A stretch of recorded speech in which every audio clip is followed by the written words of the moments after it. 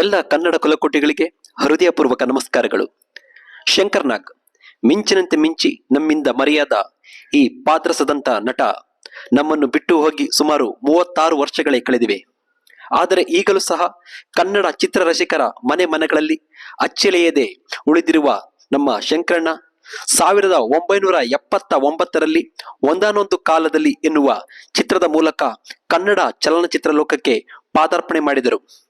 ಕೇವಲ 11 ವರ್ಷಗಳಲ್ಲೇ ಸುಮಾರು 90 ಚಿತ್ರಗಳಲ್ಲಿ ಅಭಿನಯಿಸಿದ್ದರು. ಇಷ್ಟು ಕಡಿಮೆ ಅವಧಿಯಲ್ಲೇ 90 ಚಿತ್ರಗಳಲ್ಲಿ ನಟಿಸಿದ ಏಕೈಕ ಕನ್ನಡದ ನಟ ಎಂದರೆ ಬಹುಶಃ ಇವರೇ ಇರಬಹುದು ಅನಿಸುತ್ತದೆ.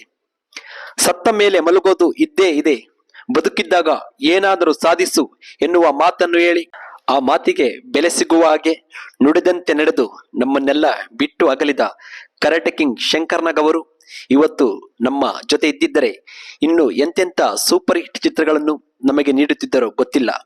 ಬರೀ ನಟನೆ ಮಾತ್ರವಲ್ಲ, ನಿರ್ದೇಶಕರಾಗಿ ಹಲವಾರು ಉತ್ತಮ ಚಿತ್ರಗಳನ್ನು ನಿರ್ದೇಶನ ಮಾಡಿದ್ದಾರೆ. ಸ್ನೇಹಿತರೆ, ಇವತ್ತಿನ ಈ ಸಂಚಿಕೆಯಲ್ಲಿ ಶಂಕರ್ ನಾಗ್ ಅವರ ನೀವು ನೋಡಲೇಬೇಕಾದ ಟಾಪ್ 20 ಚಲನಚಿತ್ರಗಳ ಮಾಹಿತಿಯನ್ನು ನೀಡುತ್ತಿದ್ದೇನೆ. ಈ ಸಂಚಿಕೆಯನ್ನು ಕೊನೆಯವರೆಗೂ ನೋಡಿ, ಇಷ್ಟವಾದರೆ ಈ ವಿಡಿಯೋಗೊಂದು ಲೈಕ್ ಕೊಟ್ಟು ನಮ್ಮ ಚಾನೆಲ್ ಅನ್ನ ಸಬ್ಸ್ಕ್ರೈಬ್ ಮಾಡಿ. ಮೊದಲ ಚಿತ್ರವಾಗಿ 1979ರಲ್ಲಿ ಗಿರೀಶ್ ಕಾರ್ನಾಡ್ ಅವರ ನಿರ್ದೇಶನದಲ್ಲಿ ಶಂಕರ್ ನಾಗ್, ಅಕ್ಷತಾ ರಾವ್ ಅವರ ಅಭಿನಯದಲ್ಲಿ ಮೂಡಿಬಂದ ಒಂದಾನೊಂದು ಕಾಲದಲ್ಲಿ ಚಿತ್ರ. ಎರಡನೇ ಚಿತ್ರ 1979ರಲ್ಲಿ ವಿ ಸೋಮಶೇಖರ್ ಅವರ ನಿರ್ದೇಶನದಲ್ಲಿ ಶಂಕರ್ ನಾಗ್, ಮಂಜುಳಾ ಅವರ ಅಭಿನಯದಲ್ಲಿ ಮೂಡಿಬಂದ ಸೀತಾ ರಾಮು ಚಿತ್ರ. ಮೂರನೇ ಚಿತ್ರವಾಗಿ 1980ರಲ್ಲಿ ವಿ ಸೋಮಶೇಖರ್ ಇವರ ನಿರ್ದೇಶನದಲ್ಲಿ ಶಂಕರ್ ನಾಗ್, ಗಾಯತ್ರಿ ಅವರ ಅಭಿನಯದಲ್ಲಿ ಮೂಡಿಬಂದ ಆರದ ಗಾಯ ಚಿತ್ರ. ಇನ್ನು ನಾಲ್ಕನೇ ಚಿತ್ರವಾಗಿ 1980ರಲ್ಲಿ ಬಿ ಎ ಸುಬ್ಬರಾವ್ ಇವರ ನಿರ್ದೇಶನದಲ್ಲಿ ಶಂಕರ್ ನಾಗ್, ಮಂಜುಳಾ ಇವರ ಅಭಿನಯದಲ್ಲಿ ಮೂಡಿಬಂದ ಮೂಗನ ಸೇಡು ಚಿತ್ರ. ಇನ್ನು ಐದನೇ ಚಿತ್ರವಾಗಿ 1980ರಲ್ಲಿ ವಿಜಯ್ ಅವರ ನಿರ್ದೇಶನದಲ್ಲಿ ಶಂಕರ್ ನಾಗ್, ಗಾಯತ್ರಿ ಅವರ ಅಭಿನಯದಲ್ಲಿ ಮೂಡಿಬಂದ ಆಟೋ ರಾಜ ಚಿತ್ರ. ಆರನೇ ಚಿತ್ರವಾಗಿ 1981ರಲ್ಲಿ ಶಂಕರ್ ನಾಗ್ ಅವರ ನಿರ್ದೇಶನದಲ್ಲಿ ಶಂಕರ್ ನಾಗ್, ಅನಂತ್ ನಾಗ್ ಅವರ ಅಭಿನಯದಲ್ಲಿ ಮೂಡಿಬಂದ ಮಿಂಚಿನ ಓಟ ಚಿತ್ರ. ಇನ್ನು ಏಳನೇ ಚಿತ್ರವಾಗಿ 1981ರಲ್ಲಿ ಶಂಕರ್ ನಾಗ್ ಅವರ ನಿರ್ದೇಶನದಲ್ಲಿ ಶಂಕರ್ ನಾಗ್, ಅಕ್ಷತಾ ರಾವ್ ಇವರ ಅಭಿನಯದಲ್ಲಿ ಮೂಡಿಬಂದ ಗೀತಾ ಚಿತ್ರ. ಇನ್ನು ಎಂಟನೇ ಚಿತ್ರವಾಗಿ 1982ರಲ್ಲಿ ಎಸ್ ಎ ಚಂದ್ರಶೇಖರ್ ಇವರ ನಿರ್ದೇಶನದಲ್ಲಿ ಶಂಕರ್ ನಾಗ್, ಆರತಿ, ದ್ವಾರಕೇಶ್ ಇವರ ಅಭಿನಯದಲ್ಲಿ ಮೂಡಿಬಂದ ನ್ಯಾಯ ಎಲ್ಲಿದೆ ಚಿತ್ರ. ಇನ್ನು ಒಂಬತ್ತನೇ ಚಿತ್ರವಾಗಿ 1983ರಲ್ಲಿ ಶಂಕರ್ ನಾಗ್ ಅವರ ನಿರ್ದೇಶನದಲ್ಲಿ ಶಂಕರ್ ನಾಗ್, ಅನಂತ್ ನಾಗ್, ಲಕ್ಷ್ಮಿ ಇವರ ಅಭಿನಯದಲ್ಲಿ ಮೂಡಿಬಂದ ನೋಡಿ ಸ್ವಾಮಿ ನಾವಿರೋದು ಹೀಗೆ ಎನ್ನುವ ಚಿತ್ರ. ಇನ್ನು ಹತ್ತನೇ ಚಿತ್ರವಾಗಿ 1984ರಲ್ಲಿ ಜೋಸೈಮನ್ ಇವರ ನಿರ್ದೇಶನದಲ್ಲಿ ಶಂಕರ್ ನಾಗ್, ಪ್ರಭಾಕರ್, ಜೈಮಾಲಾ ಇವರ ಅಭಿನಯದಲ್ಲಿ ಮೂಡಿಬಂದ ರಕ್ತ ತಿಲಕ ಚಿತ್ರ. ಇನ್ನು 11ನೇ ಚಿತ್ರವಾಗಿ 1984ರಲ್ಲಿ ಶಂಕರ್ ನಾಗ್ ಅವರ ನಿರ್ದೇಶನದಲ್ಲಿ ಶಂಕರ್ ನಾಗ್, ಅರುಂಧತಿ ನಾಗ್ ಇವರ ಅಭಿನಯದಲ್ಲಿ ಮೂಡಿಬಂದ ಆಕ್ಸಿಡೆಂಟ್ ಚಿತ್ರ.